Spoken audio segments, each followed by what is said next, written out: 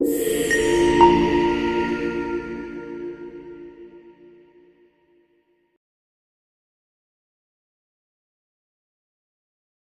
à tous et à toutes. J'ai le plaisir de vous accueillir à ce webinaire qui va être consacré au small cap. Vous le savez, ces petites capitalisations qui concentrent énormément d'innovation, de technologie et qui sont dotées en plus d'une forte croissance. J'ai le plaisir d'accueillir, un plaisir d'ailleurs non dissimulé parce que Pierrick, ça fait longtemps qu'on se suit. Ça fait une bonne quinzaine d'années et je suis très content de vous interviewer aujourd'hui pour essayer de comprendre où est-ce que nous en sommes dans ce cycle. Pierrick Baucher, vous êtes donc le responsable de la gestion, tout particulièrement des small caps au sein de Innocap. Innocap, d'ailleurs, qui est une spécialité, d'ailleurs, une branche de Groupama. Bienvenue à vous. Bonjour Cédric, le plaisir est totalement partagé.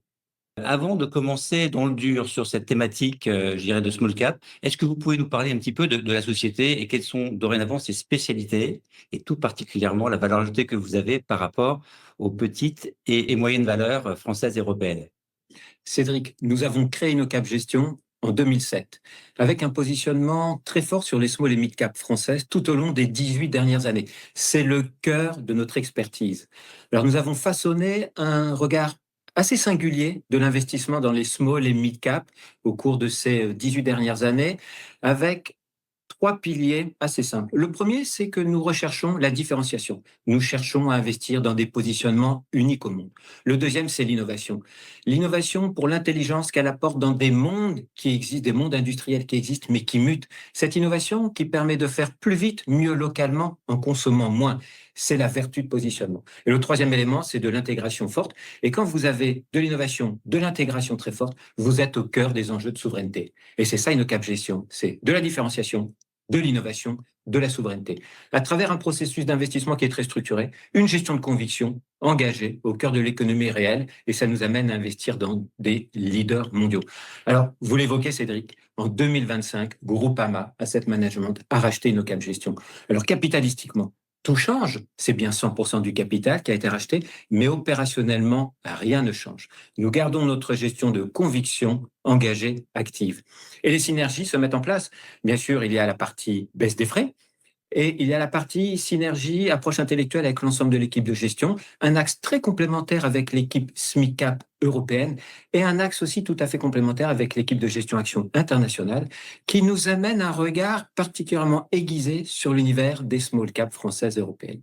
Oui, et puis en plus, il y a des trucs à dire en ce moment. Donc, alors, où est-ce qu'on est particulièrement dans le cycle des small caps après quelques années difficiles? Bon, il est à noter quand même que l'année 2025 a été le début, je dirais, d'un rebond significatif. Donc, où est-ce qu'on en est aujourd'hui, Pierrick?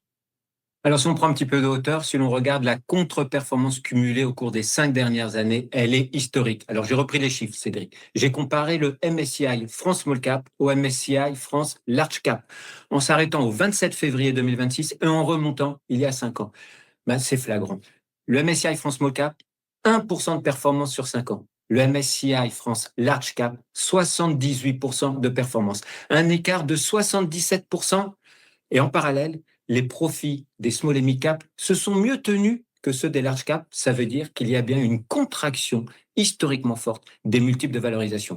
Alors, si on prend toujours un peu d'auteur et qu'on le regarde le peu au moyen depuis 20 ans des small cap, on a une prime de 14% sur les large cap. Et quand on regarde les dernières données sur ce PE, on a une décote de 26%.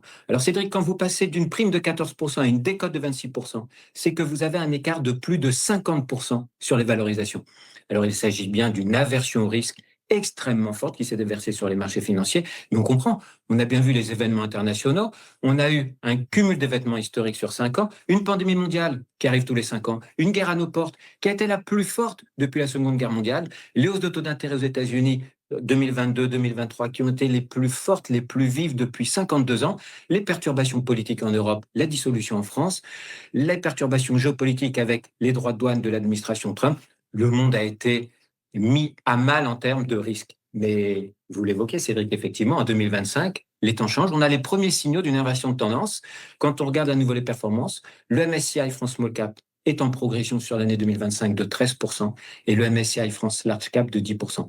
Donc les plus pessimistes diront c'est la fin de la contre-performance des SMIC-cap. Les plus optimistes diront que c'est le début de la reprise de la surperformance des small et mid-cap. Je me range du côté des optimistes globalement et on voit, on a les signaux, c'est le reflet de l'accélération de la croissance économique en Europe. Merci de ce rappel, de ce positionnement, parce qu'on verra à l'intérieur du portefeuille, il y a eu effectivement des participations qui ont explosé et qui vont continuer à exploser, j'en suis persuadé, parce on est probablement à un moment clé. Bon, est-ce qu'on peut se refaire le point sur, je dirais, la spécificité et l'intérêt structurel d'investir pour nous, gestionnaires patrimoine, pour le compte de nos clients, dans les small cap françaises européennes? Alors c'est la performance, parce qu'on l'a oublié. Les 5 dernières années nous l'ont fait oublier, Cédric, mais les small et mid-cap, qu'elles soient françaises ou européennes, qu'elles soient américaines, qu'elles soient mondiales, peu importe, la caractéristique même des small et mid-cap, c'est la surperformance par rapport au large cap. Sur un principe assez simple, qui est que l'évolution des cours de bourse est majoritairement le reflet de la croissance des profits. C'est très vrai à long terme, c'est pas tout à fait vrai sur le court terme, puisqu'on a énormément d'éléments de pollution, on le voit bien aujourd'hui, mais globalement, c'est assez intuitif. Si l'on regarde la caractéristique structurelle des small et mid cap, ce sont des entreprises qui se développent sur des marchés de niche, des marchés, des périmètres un peu plus réduits, donc avec une concentration de valeur ajoutée qui est plus forte, des entreprises qui sont agiles, avec des courroies de transmission plus courtes, des prises de décision qui sont plus rapides, et pour les plus structurées d'entre elles, les plus dynamiques, elles captent les gains de part de marché beaucoup plus rapidement. Donc on le voit, on a une croissance organique qui est supérieure, un levier opérationnel qui est fort, qui est plus fort que dans les grands groupes, et donc une croissance des profits qui, en tendance, est supérieure. On a les chiffres. Quand on regarde sur 100 ans, la croissance des profits des sociétés du S&P, c'est en moyenne 7% par an à travers les cycles. Et la croissance des profits des small et mid-cap, c'est 12%. Donc on a beaucoup plus de croissance globalement. Et quand la croissance économique accélère, elle se diffuse progressivement dans le levier opérationnel des small et des mid-cap, et on a des évolutions fortes sur les niveaux de valorisation et des hausses de cours. Mais la contrepartie, c'est que c'est une classe d'actifs qui est moins liquide, et qui est sujette à davantage de volatilité en fonction de l'environnement économique. Bien sûr. Donc, comment est-ce que vous, tout particulièrement au sein de InnoCap Gestion, compte tenu de votre grande expérience sur ce segment-là, vous sélectionnez les entreprises de cet univers? Alors, est-ce que c'est un univers très large ou est-ce qu'en fait, avec votre expérience aujourd'hui, vous vous concentrez sur quelques secteurs d'activité? Alors on se concentre, on va voir comment on se concentre. C'est vrai que nous avons un processus d'investissement qui est très structuré, qui est complet. On a un filtre d'analyse financière fondamentale, on a un filtre d'analyse ESG, nous avons des exclusions. Notre processus, il est très simple, il est transparent, on va évoquer quelques critères, il y a des pondérations à ces critères, et cela nous amène à une hyper sélectivité de nos investissements. Dans chaque fonds que nous gérons, nous avons entre 30 et 35 positions. Et on va regarder ce qui nous intéresse pour construire une position. Donc sur le filtre d'analyse fondamentale, on a 4 critères. La différenciation, c'est le nerf de la guerre. C'est 40% de notre notation fondamentale. Une différenciation réussie, c'est que l'entreprise a su être numéro 1 mondial, avec une part de marché solide, et qu'elle a des retours sur capitaux employés très forts et très supérieurs au coût du capital. Le deuxième élément, c'est l'innovation, 20% de la note. Il n'y a pas de différenciation réussie sans innovation pour InnoCap Gestion. Le troisième élément, c'est de la croissance forte. On investit dans des leaders mondiaux sur des marchés de niche mondiaux, et on veut que l'entreprise gagne des parts de marché, donc ait une croissance supérieure à celle de son marché, c'est 20% de la notation. Et le quatrième critère, c'est l'actionnariat familial, 20%, pour avoir une vision industrielle de long terme. C'est simple, on n'invente rien, on a pris les critères qui sont à l'origine de la croissance des profits d'une entreprise dans la durée. Alors une fois qu'on a cette base hyper solide, Cédric, on va rajouter 2 éléments avant d'investir. Le premier, c'est que nous recherchons l'accélération de croissance. C'est le levier opérationnel dans une entreprise. Et le second, c'est la valorisation qui doit être modérée, c'est le levier sur les marchés financiers. Et quand on a ce triptyque, fondamental très fort, accélération de croissance, valorisation modérée, on investit et on commence à prendre une position à hauteur de 1%, puis on peut la monter progressivement jusqu'à 7%. Et quand on achète, on a déjà un objectif de cours à la vente. D'accord. Bon, merci de ces précisions. Donc, moi, ce que je retiens, c'est qu'il y a un processus, j'étais pas surpris, hein, mais il y a un processus très structuré, de surcroît dans cet univers qui nécessite d'aller dans le détail. Il faut rencontrer les chefs d'entreprise, leur univers, leur concurrence, et puis essayer de comprendre quelles sont effectivement leurs perspectives d'évolution très rapides. Vous nous parlez un petit peu de votre fonds qui s'appelle InnoCap France Small Cap. Quelles sont ses caractéristiques particulières? InnoCap, France Small Cap, c'est un fonds dédié aux small cap françaises innovantes, les plus innovantes. Ce sont des leaders mondiaux méga innovants qui sont au cœur des enjeux des révolutions industrielles. Donc, vous allez trouver dans ce fonds, bien sûr, des sociétés qui vont être différenciantes par l'innovation, des sociétés en croissance, et qui vont être très intégrés en amont, donc au cœur des enjeux de souveraineté, c'est de l'innovation pour de la souveraineté européenne. Mais il n'y aura pas que de la défense, bien sûr qu'on va avoir des valeurs qui sont au cœur des enjeux de la défense, des marchés civils, des marchés militaires, mais vous allez avoir des leaders mondiaux qui vont être au cœur de la digitalisation, au cœur de la robotisation, au cœur de la santé, au cœur des technologies qui permettent l'électrification de nos industries, des technologies qui permettent de préserver les ressources environnementales par la puissance de la différenciation de leurs technologies. Dans un monde de rareté des ressources environnementales, c'est essentiel. Donc, la souveraineté européenne dans notre fonds se diffuse. Ce sont des entreprises françaises, mais qui sont très internationales. Plus de 75% de leur chiffre d'affaires est réalisé à l'international. Ce sont de vrais leaders mondiaux. Un fonds de conviction, 34 valeurs. Ce sont des grosses small caps. On est à plus de 1 milliard de chiffre d'affaires en moyenne pondérée de nos positions. Ce sont des entreprises qui ont une croissance forte. On est à plus de 17% de croissance des profits selon le consensus au cours des 12 mois glissants. Et la valorisation est modérée puisqu'on est à moins de 13 fois les profits. Donc ces entreprises qui ont un positionnement unique attirent, c'est la convoitise de grands industriels. Nous avons connu 19 OPA dans le fonds depuis son lancement en juillet 2013. C'est un fonds qui est labellisé ISR, SFDR article 8, label relance, qui est éligible au PEA-PME et qui a des performances de qualité. Mais Cédric, je vous laisserai juger des performances, sachant qu'il est important de rappeler que les performances passées ne préjugent en rien des performances futures. Et l'actif du fonds est d'environ 70 millions d'euros. Bon, merci pour ces précisions. Donc, moi, je retiens donc éligible au PEA, PEA, PME. Ça, c'est important parce que aujourd'hui, on cherche des véhicules à investir sur ces enveloppes-là. Il est article 8, logique. Il est multithématique, même si vous nous avez parlé que, effectivement, vous êtes opportuniste dans les secteurs liés à la souveraineté. Et vous êtes ISR et label relance, c'est ça? Exactement. Vous avez tout synthétisé, Cédric. D'accord. Pierrick, pourquoi aujourd'hui, c'est un moment intéressant pour revenir sur les small caps? Parce qu'en fait, qu'est-ce que vous pouvez nous donner comme phrase très courte pour nous aider auprès de nos clients à leur dire, bon, là, maintenant, là, il y a plein d'avantages, mais c'est quoi l'argument massu pour revenir vraiment aujourd'hui sur cette thématique de small cap? Moi, j'en suis convaincu, mais j'aimerais bien que vous m'aidiez dans ma conviction. Cédric, pour investir dans les small caps, l'enjeu essentiel, c'est le timing. Et le bon timing, c'est quand on a 3 éléments sur la table. Des valorisations attractives, un momentum économique qui accélère et les flux qui reviennent.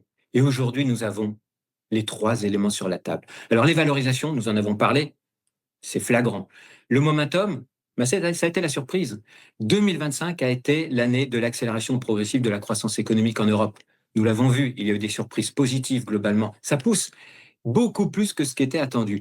Et je dirais que le meilleur est devant nous, probablement, avec la diffusion dans l'économie du plan de relance dans l'infrastructure en Allemagne, 500 milliards, le plan d'investissement dans la défense en Europe, 500 milliards, et on le voit en parallèle, sachant que ces éléments vont se diffuser dans l'économie devant nous, probablement à compter du 2e semestre 2026 et progressivement jusqu'en 2030. Donc nous avons la visibilité, et aujourd'hui, nous voyons que les indicateurs économiques avancés poussent fort et tirent vers le haut. Et ils sont tirés par les statistiques d'activité industrielle. Et ça, c'est nouveau globalement. Après 3 années de désinvestissement, 3 années de faiblesse des capex industriels, ça y est, on commence à sortir par le haut.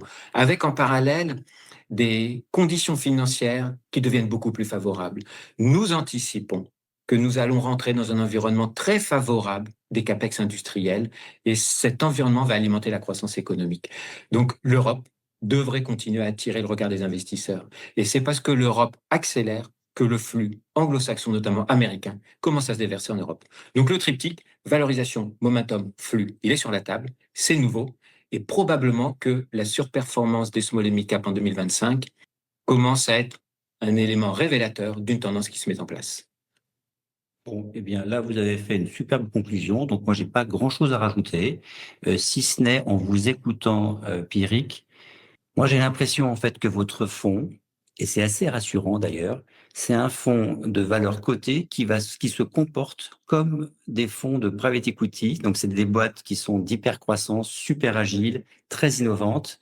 On est dans un cycle de valorisation faible, avec des belles perspectives de croissance. Donc, moi, ce que je retiens, c'est positionner votre fonds. Bien sûr, c'est un fonds action, donc c'est un fonds dynamique, bien évidemment, mais avec le confort d'investir dans des sociétés cotées, mais tout en ayant en fait le jus, les jus à extraire de performance sur des valeurs qui sont en hypercroissance, française ou européenne, sur des thématiques très adaptées à, comment dire, à l'environnement aujourd'hui. Donc moi, j'ai envie de retenir comme phrase ouais, un fonds de valeurs cotées qui se comportent comme si c'était des valeurs de non cotées compte tenu de leur perspective de croissance. Voilà. Alors bien sûr, Cédric, le parallèle a du sens avec l'industrie du non-coté. On a une approche terrain qui est très engagée. Nous investissons dans les entreprises les plus innovantes, au cœur de la souveraineté, et nous sommes au cœur de l'économie réelle. Et en plus, je dirais, au-delà de l'enjeu de la croissance forte, nous avons quand même, nous, des valorisations qui sont très modérées, et on a un enjeu de liquidité. On surveille systématiquement la liquidité dans la construction des portefeuilles. Et ça, la liquidité, elle est bien sûr extraordinairement rassurante pour le portefeuille de nos clients. En tout cas, Pierrick, merci beaucoup pour cette piqûre de rappel. Je vous rappelle aussi, bien évidemment, que ce fonds-là, InnoCap France Small Cap, il est éligible dans toutes les bonnes plateformes, que ce soit en bancaire, en assurance vie. Et je vous souhaite eh bien un très bon début d'année et une poursuite de ces belles performances que vous nous avez montrées de par le passé.